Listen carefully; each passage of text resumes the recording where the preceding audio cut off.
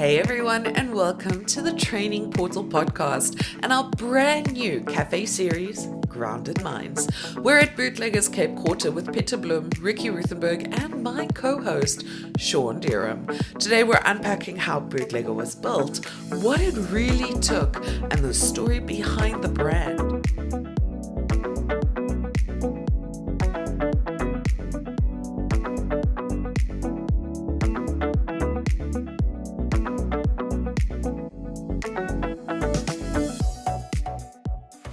It was literally like, Peter came to me the one day, he's like, listen, we're starting this coffee brand. And I was like, okay, cool, I need to find a new job. Wow, you literally, if you take whatever is in the community and you pop them in, and that's what the Bootlegger store. If you were to describe your experience working in it with just one word, what would you use? Oh, one word. One word. Or two. What an incredible venue, eh? Loving it, loving it, loving it. It's the best place to shoot. Best place should be. So this is quite an amazing brand that you guys have built. Where did that initial spark for this, bakery, coffee brand come from? I think that it was about solving a problem. We were mountain bikers, early morning.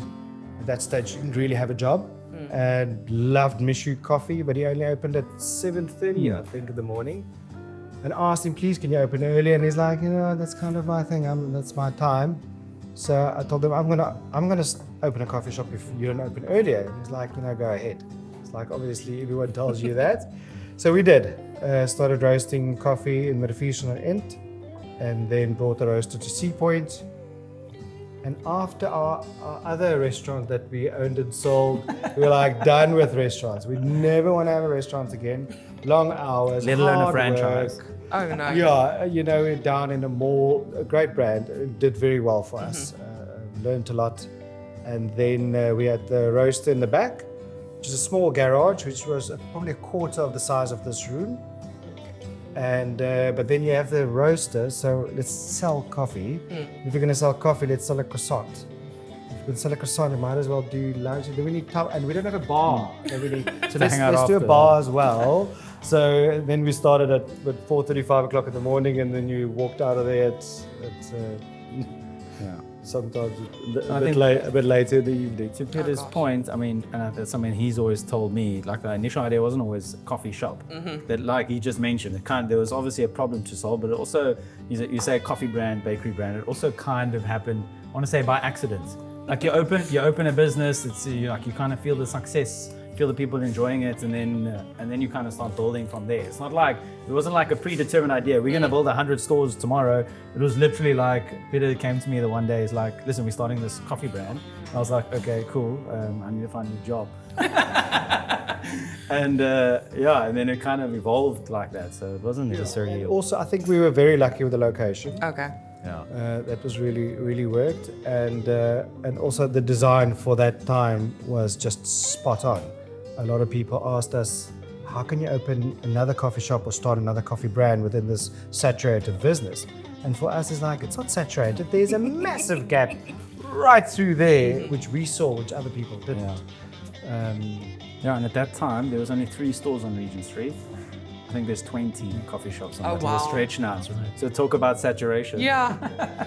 That is quite an increase in coffee shops. Yeah. Where was your first store located? In on Regent Road, Okay. corner of Regent and Clarence. and Is Sea that Point. the opposite Mojo Market now? Yes, yeah. Okay.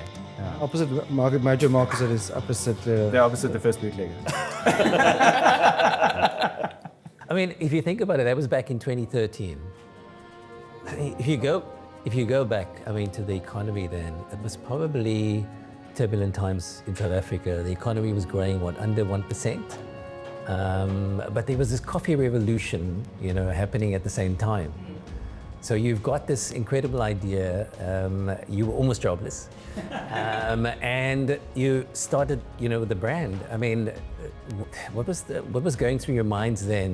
What was the feeling? Was it anxiety? Was it excitement? Was there opportunities lurking that you felt that it just wasn't being taken on by the market? Absolutely. And remember, Sea Point is, once again, it's such an amazing area. It's the most highly densely populated area in South Africa. I think The highest LSM. and next to Hillbrow, Yeah. but with the highest LSM. and people walk. They like to walk, so you can literally open 2 blocks down and still be okay. You're gonna get a new node. I mean, I remember we sold coffee. We had a board outside, and they go, "What is Rio coffee?" Like, no, it's 10 rand. Oh, okay. So we did over 1,000 coffees A day. A day, but Wow. then. And if you ask us, I think about that a lot. I had that conversation yesterday. You don't find coffee shops doing those numbers nowadays. There are a few, very, very few. But back then, for almost the first 5 or 6 years, we did 1,000 coffees a day on average. It's That's wild. insane. It's wild. Yeah, it was really wild. But I think that we obviously didn't know how this was going to grow. So we had a lot of fun. We never came to work. We just had fun.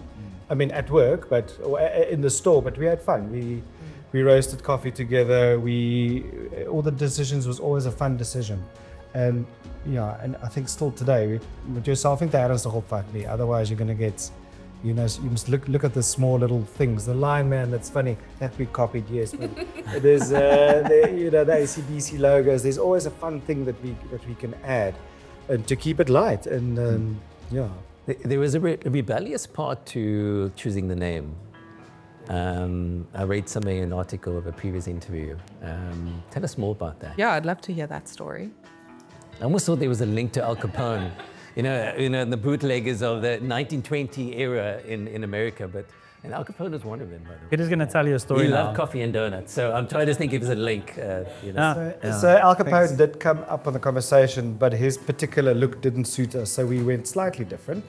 But so where we started was you, Brian Boonzai, De Volantoni, and I think Olga was there as well. We wrote down 200 names. That was bring 200. It was 100. Okay, I can't exaggerate. 200 names. So we didn't know we needed a name. It started before that. No, so yes. So we ordered the roaster, hiding human imperfections by the best equipment.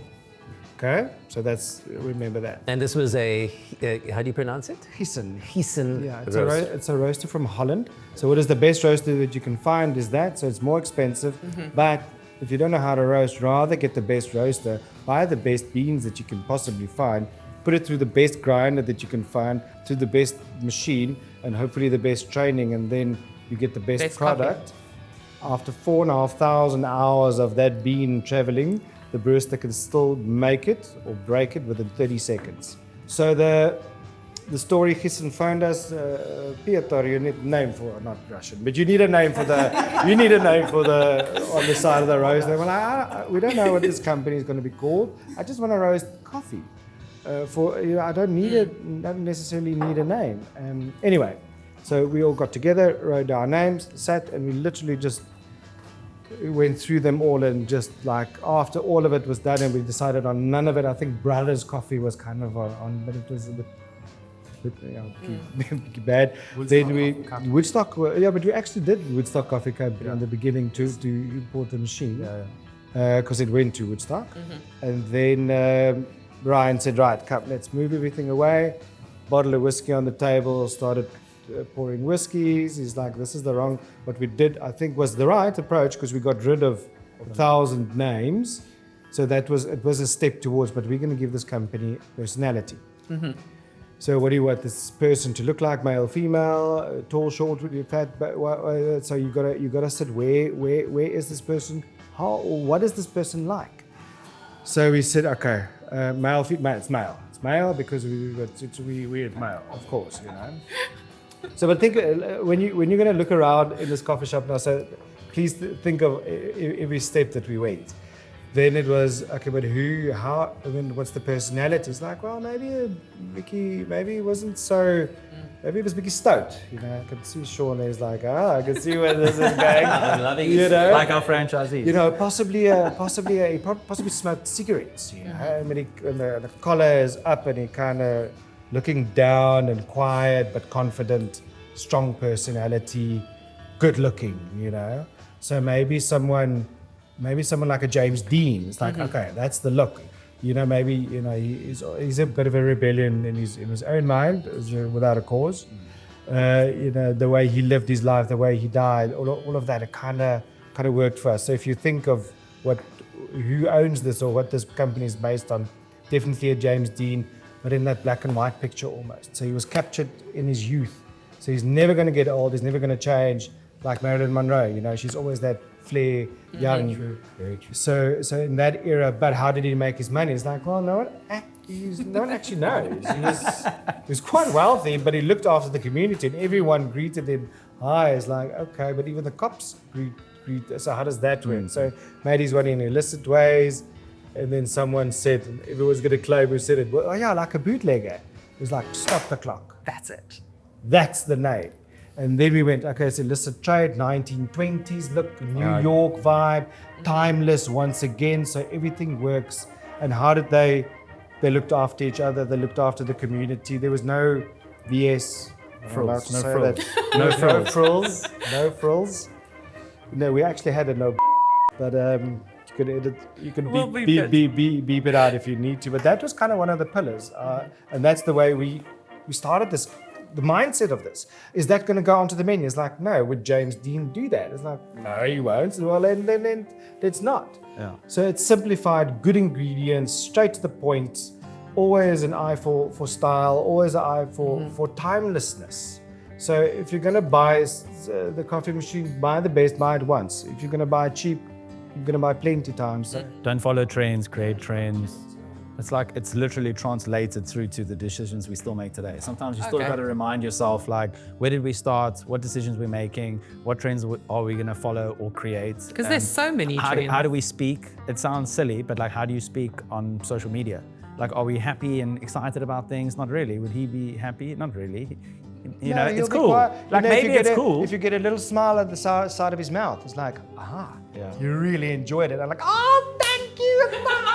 This is just amazing. Yeah, never out.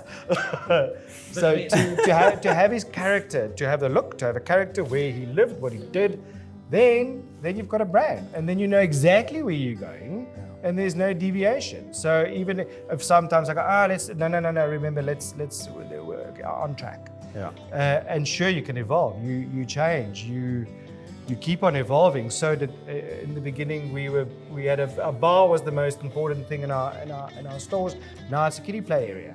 So you make space for Peter happy has changing. Kiddie play area. The brand evolved with us. Yeah. So every step of our lives, you know, going, oh, that chocolate milkshake with a double. No, now we're doing matcha smoothies before the run. So that's it. So with the mountain biking, it created a certain group of people coming to us, aspirational.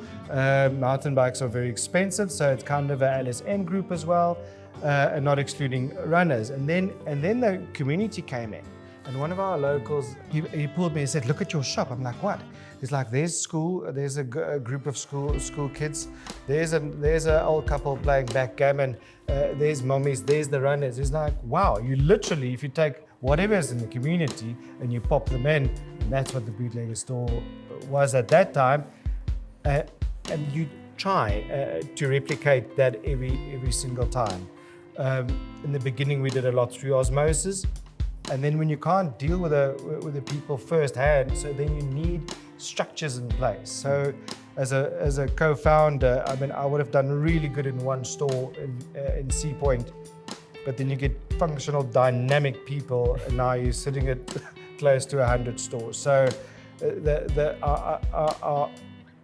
our relationships with each other, with myself, the volunteer, Ricky, it works so well. We've got strengths, and we use it in the correct way to build this brand and respect each other 100%. Sure, you can question me, absolutely, and I'll explain to you why. And that's how we treat each other. So it's based on respect at the end and of trust. the day. And Trust. Yeah. In the very beginning, I mean, obviously things don't always go according to plan. And you said you came from the restaurant business, and now you're going to open up your whole brand and that. Are there anything, or is there anything that comes to mind that went hilariously wrong for those first few weeks that you kind of needed to change and adapt? Yes. Did you get it too? Did you get it? You go. It's the same story. Yeah, I think so. Go for Long it. Street. Yeah. So I was working for Peter as a manager of a restaurant for about a year, I started hearing from customers like, it happened one night. Someone said, "Hey, I believe this business is sold." I'm like, "No, man, there's no way that Pieter sold this business, hasn't told me." "Pieter, did you sell the shop?" "No, man, what are you talking about?" "No, I heard it from a customer." He's like, "No, it's nonsense." Okay, whatever. 2-3 days later, happens again. I was like, "No ways. Pieter, coincidence or what?" This guy just came to me. He's like, no, you're fine. Everything's fine. No, like, you're young. It's my like second, third management job, a little bit insecure. Anyways, brushed it off. Next day, Pieter comes in and he's like, "Listen, I lied to you. I sold the shop. We're going to start something else." And that was essentially the start of it. And we started talking about the Bootlegger brand. And then kind of, that was probably about 4 or 5 months before we opened the actual store. And it progressed on, and I've been working for the brand, the other brand, for a while. And that brand put it out to all their franchisees that Ricky's going to be available soon, and if anybody wants to interview him. So I got interviewed by a couple of the franchisees to be employed. And like over the course of interviews, my salary got doubled, right? Just in conversation. And my brain told me that like, this guy's never going to increase my salary. I fought for a year for $1,000.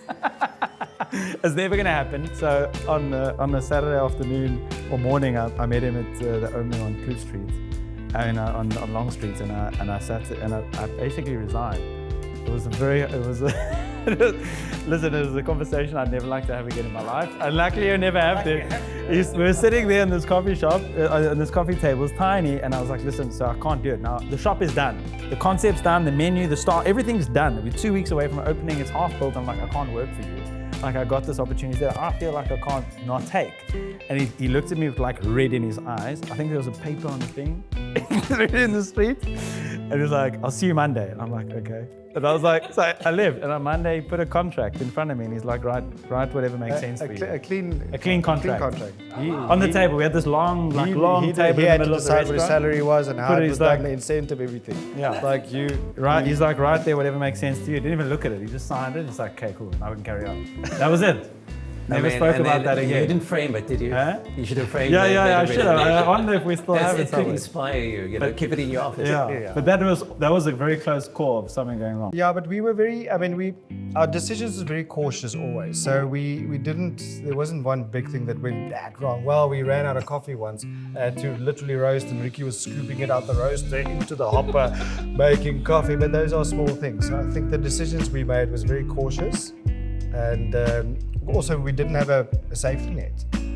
So you can't make these big decisions and hope that it's fine, we could just redo. So a second store was just up the road because we could literally walk and go and deliver stuff. And the next store was just on, and then the next store was on. I think we had 6 stores and 7 kilometers. Yeah. But then you buy one delivery van because you can only afford one, and then deliver it to all of them. And back. And back, yeah. The green beans, for instance, I had to buy half a bag of green beans, and I couldn't afford a whole bag, so we bought a half a bag.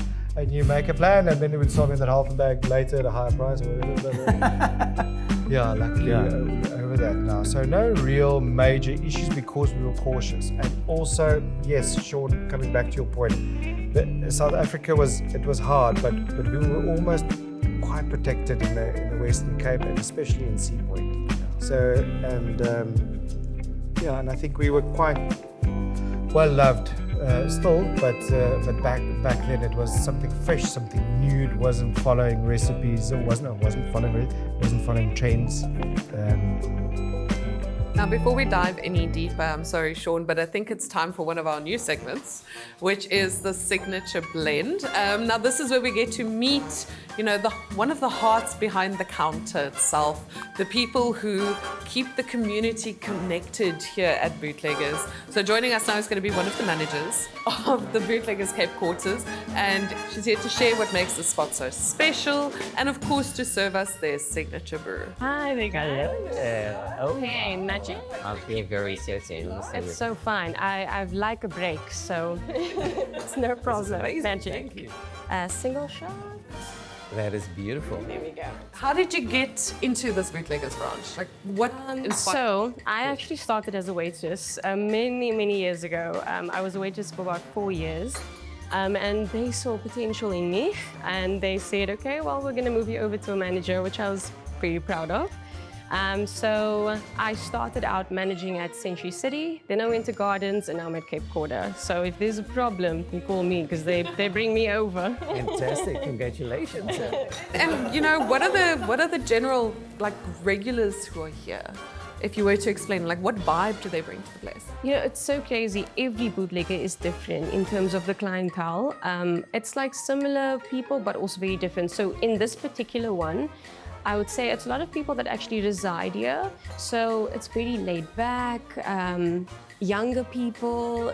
You get a lot of tourists here. There's so many Airbnbs this side. So the dynamic is so different, but I think majority of the time it's quite interesting people. So there's some cool conversations that you have here. And do you have like a favorite pastry or drink on the menu? I would say pastry. It's difficult to work here sometimes because it stares at me. I would say the chopped pecan croissant. It's also very popular, but yeah, that's a really good one. Because bootleggers have a signature kind of pastry that is synonymous for bootleg. When people think of bootlegger and it's coffee, they think, First thing that comes. what is the other thing that comes to mind? Banana bread. Definitely. Banana bread. A lot of people come. At Century City, there would literally be a few cyclists that would come. Cortado, banana bread. That was it. We didn't even ask them anymore. We were just like, there they are. Banana bread, cortado. It's healthy, it's got banana in it. 100%, exactly. Why wouldn't you have it as a cyclist and an athlete? You know what I'm saying? And I think finally, if you were to describe your experience working here with just one word, what would you use? Ooh, one word. One word. Or two. I would probably say dynamic. That was a good one, eh? I'd love to know why. Yeah. Well, that's a different conversation. You just asked one, you said one last question. For sure. Awesome. Well, Thanks thank so you much, so much for guys. taking the time to chat with Thanks us. for supporting us. For sure. Yes. No problem, guys. Thank you. Enjoy the Nice rest of to your meet you. day. See you. So I think for her experience, Tyler, it's super important. So she's been here with us in our group about 6 years. Oh, wow. And like you ask about, people always ask, like, how did you get to the size? For me, so I've got a very similar setup in my office, glass looking into the office floor. And I always look around, I'm like, how did we get here? And the amount of day one employees we have, or people that have been with us from 5 to 10 years, is it's amazing. It's like probably, in our head office team, it's probably like 60% of our team. And that's how you grow to scale. You've got a lot of people that understand, you don't need to teach them culture, they just understand what you're about. They understand when you say jump, they don't need to ask how high, they know what you mean when you say that. And that's, I guess, Those are the best types of clear employees. example. Yeah. I think one of it is also that they bought into the vision and the purpose, isn't it? Everyone can operate on principles, but the one thing that is always elusive is that vision and buy into what you're trying to drive. I always say in my businesses, I tell staff, I want the guest to leave with one thought, to say, this place gets me. And that's all you need to achieve. If there's one thing you need to achieve is make sure your guests say this place gets me.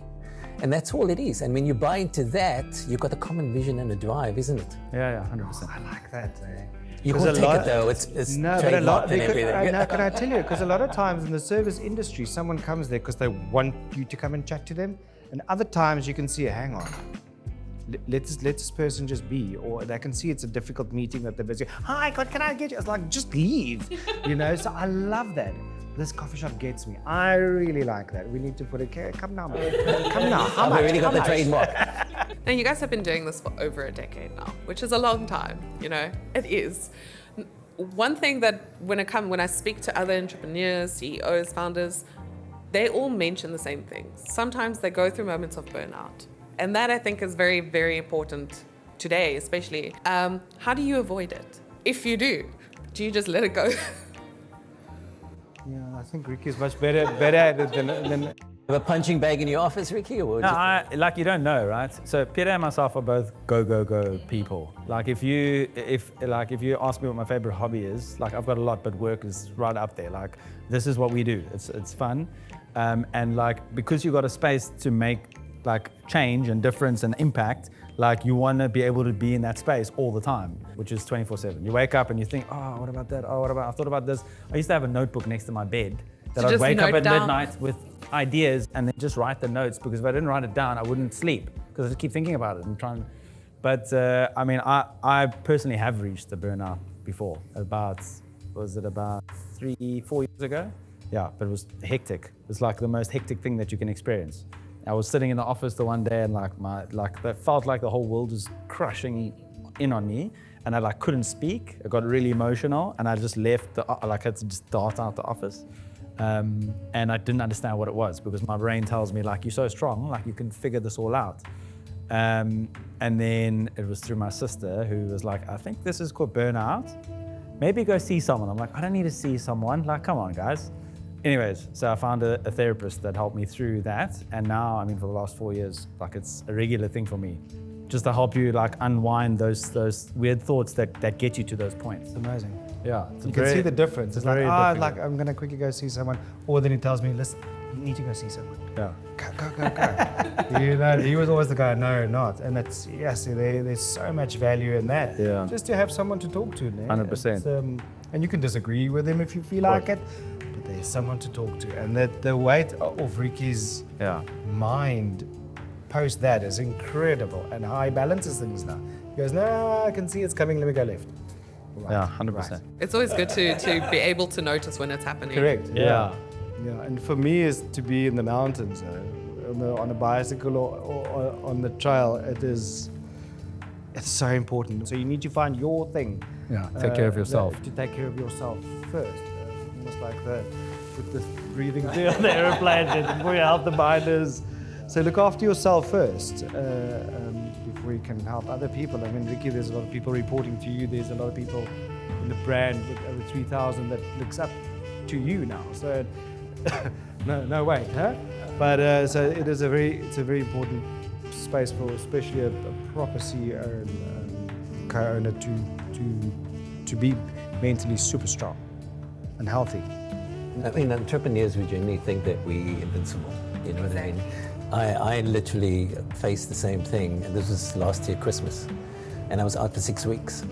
But you don't feel it coming because you just think you just keep going. You just push it aside 24/7, and it's not the macho thing to do to admit that you're going to crumble and you're just going to push through. You don't need help, and it hits you. And 6 weeks to recover. For me personally.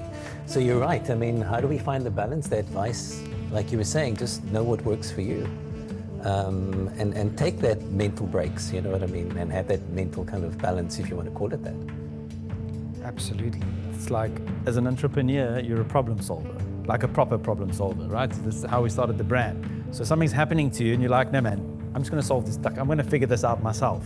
I think that's the main thing. And then that's like the one challenge that you can't. Very true.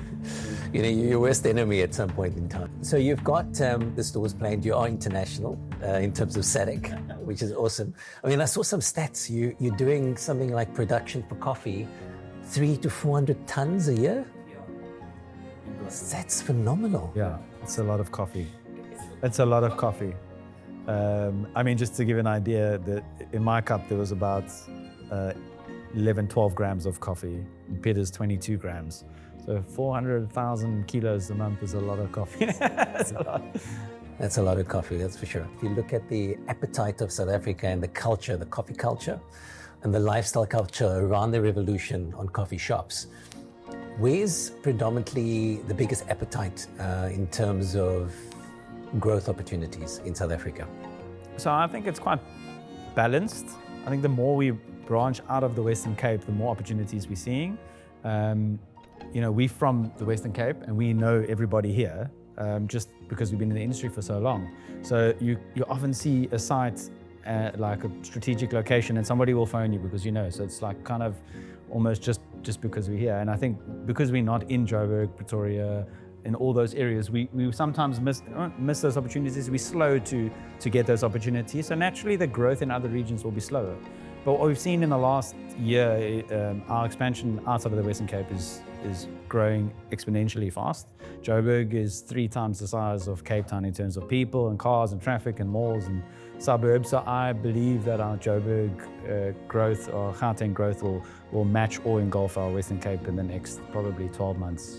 keep me least. honest now. Yes. Do we say no to about 2 pints a day? Is that what John T? I mean, probably, if you want to average it, maybe 2 pints a day, but probably more.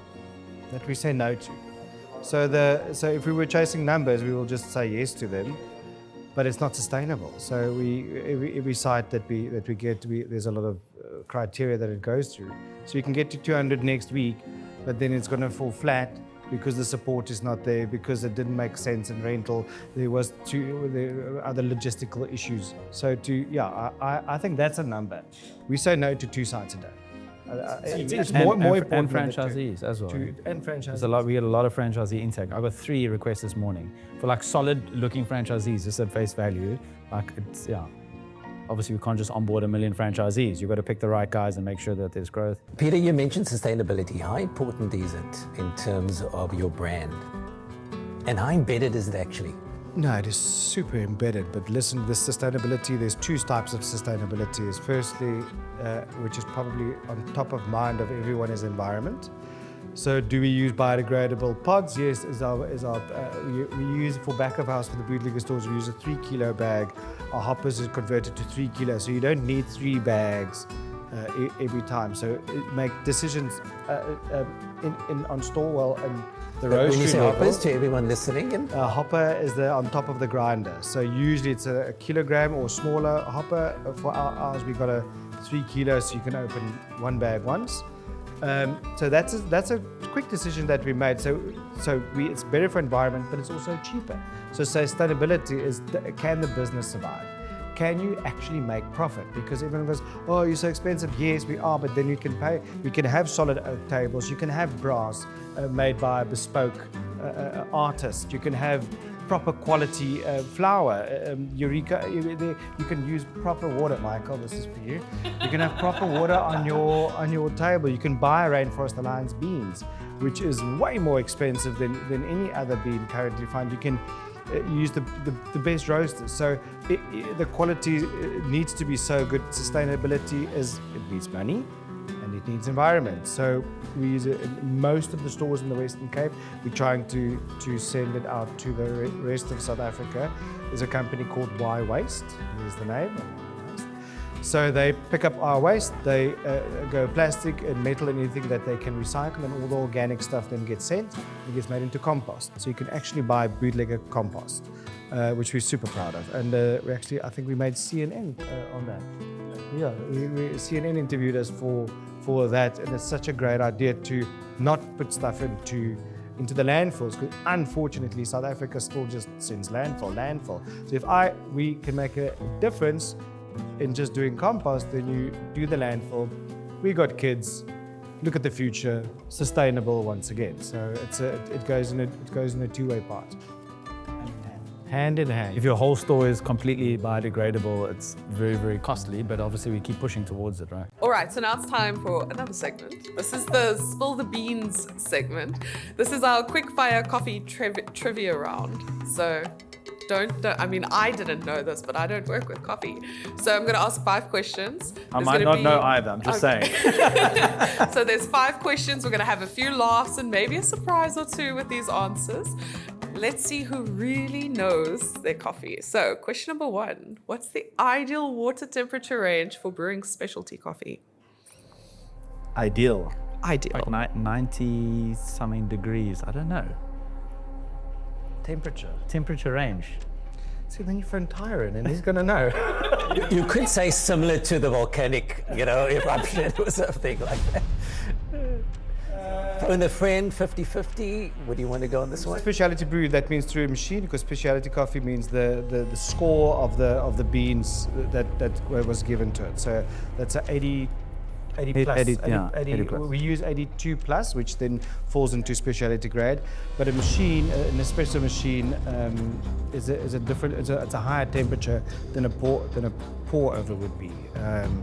So it needs to be not too. Some machines are too hot, but He's trying to figure out the science. I don't Like, know. what is the I boiling think point it's of water? proper- no, and then if it must depends just on the boil, altitude, it's like. Yeah. So the same as a volcanic eruption, that's basically. I mean, you were very Is it close. 90? Is 90? No, it's between 90 and 96. Yeah. Okay, but 90. I'm going to take 90. Go ahead. Yeah, but I think our Our machines set are at 92. they set at 90. Yeah. Yeah. Okay. Okay. Oh, I thought you had the questions too now. For They a must just second. dub our voices. When you ask the question, it's just like 96. So, which country drinks the most coffee per capita? capita. Italy. Sure, no, probably China. Can't be China. I was Coffee surprised. drinks that much coffee. They're then busy there's buying none. all our coffee. Didn't you see? I was very surprised by this answer. It's actually Finland. Finland. Okay, well, we would never have guessed that. What's the difference between Arabica, did I pronounce it right? And Robusta beans in caffeine content? Caffeine content. I think Yeah, Robusta's got way more. I think it's- yeah. way more caffeine in it. It does. It's also, but it's way more robust, hence the name. Usually lower altitude coffee, so the density of the bean isn't as hard. So in you get specialty coffee, but then you get A grade, double A grade, and then what they call higher grown. So what it's grown higher. So that gives the quality. So if you look, so our beans, Guatemala, Costa Rica, Tanzania. If you look at the coffee belt, we buy from the farms that are on the same altitude. So the density of the bean is the same. So you can premix and don't have to roast single origins at a time. Yes, see lots of secrets here. spilling the beans. So it's like baking a muffin where the one is small and the other one The is other big. one And is this one's big. going to burn. That one's going to. Okay, well done. You get your cookie, Ricky. You lose your cookie. You don't get your cookie anymore. Okay, so before we finally end off, have you got a piece of advice that you would give to anyone listening to or watching the podcast today that they can take away, to if they are wanting to start, whether it's a coffee shop or not, start their own business? Don't start. No, I think do So do many start. people say No, that. Do start. You always think that I need to know everything before I start. I mean, if we use that mindset, we would have not Yeah. started. So I said that you need to do one thing. You need to take one step, and that's it. So think of it as jumping into a river, quite a fast-flowing river. It's like, okay, I want to start a coffee shop, or a coffee brand, roastery. You jump into the river, it goes. And then they go, okay, you need to have a bank account. How do I do that? They ask that guy, okay, open a bank account. Okay, you need FICA documents for this. Okay, you need to register there. Here's a lawyer that can do it for you. Okay, you need a site. There's a guy who can give you a site. There's a roastery maneuver bar. There's a coffee machine. There's a training guy. So it only takes one decision. And if you're serious about it, you're going to jump in that river, and then kind of everything is going to be almost not given to you, but you're going to be prompted to make decisions along the way that you didn't know. You don't know the answer, but you didn't even know the questions that was going to be asked. So if you want to do something, do it. Do it. And I can tell you, if you're passionate about street lamps, you're going to make a success. So it's not, I'm not saying always just passionate. It's the first idea to whether you want to do it or not. I can also tell you, it's a hell of a lot easier putting a salary. Yeah. I think I actually got asked that question recently as well, and I was racking my brain for the answer. And mine's not as exciting as Peter's, but I think for someone starting a business, any business, and it almost goes against what we said earlier. But I think clarity, like what do you want to do? I think a lot of people get stuck in too much of the detail. To Peter's point, just get started. Firstly, secondly, I think in today's day and age, be authentic. I think people can see through that. And if you look at all the brands that kind of have gotten to a point of like growth and scale, it's like authenticity. And when you try and fake and do funny stuff and pour coffee in an ad, I haven't seen anyone doing the essay, so I don't mind saying it. Pour coffee in an ad, like that's not real. Like, so be real. Yeah, and I also think for entrepreneurs, thinking of some of my friends, they're like, it's so hectic because they need to be the policeman, the accountant, the HR, the creative, the payroll. They need to be everything. So to have like-minded, and I'm not saying always go get a partner, but to have like-minded partners definitely makes it a lot easier to go down this route, and also to keep you honest. It's like come back, okay, down there. So that would be my recommendation. I think you'll go further together. You might go quicker on your own, but you're not going to go as far. Yeah. Thank you for that. So be authentic, make a decision, and make sure that you just evolve as you go. You don't have to have all the answers. And passion. You have to have passion. Okay. Well, Pieter, Ricky, thank you guys so much for sitting down and chatting with us today. And once again, thank you to Bootleggers Cape Quarters for, hosting us. And Sean, thank you for co-hosting. Oh, it has been wonderful. I mean, I love the courageous conversations, and it's been a really good fun. But thank you to you both. It's really good to be here. Thank you. Thank you. And thank you so much for the opportunity. Absolutely. If there's anything else that you guys want afterwards or get hold of us, we're online. And if you guys want to do it again or come and, as I said, come and visit the roastery, please do. No, we really will. I mean, that sounds really interesting. Excellent. Thank you.